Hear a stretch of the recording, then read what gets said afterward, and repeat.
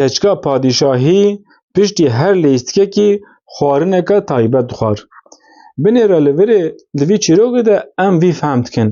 Keçika padîşah hewqas bi naz mezin dibe ku ji bo her lîstikekî xwarineka wî heye. û cilekî wî heye. Yani ev ya demekî di rewşeka pir dewlemend de mezin dibe. û ev keçik çend sal ye? 6-7 sal ye. Yani bir çîrokê nikare bigrin çünkü kralekî nikare qisa zengin be. Hinek kral yani kral çawa zengîn bûne zanî? Ji pişta însanê dinê bûne zengîn. Yani çünkü ew dişoxulin ew jî dixwin, ew dişoxulin ew jî dixwin. Di vî zamanê de jî hinek hene wîsanin.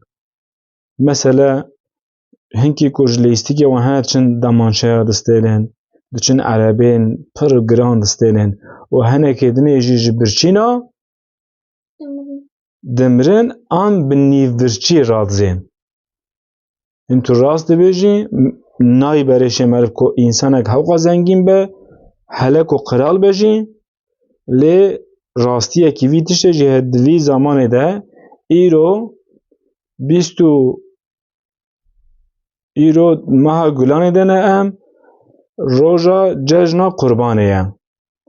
Roja cejna Qurbanê mane ew e ku meriv hinek fedakariya bike. Meriv heywanek jê dike qurban dike, meriv goya xwe paqij dike.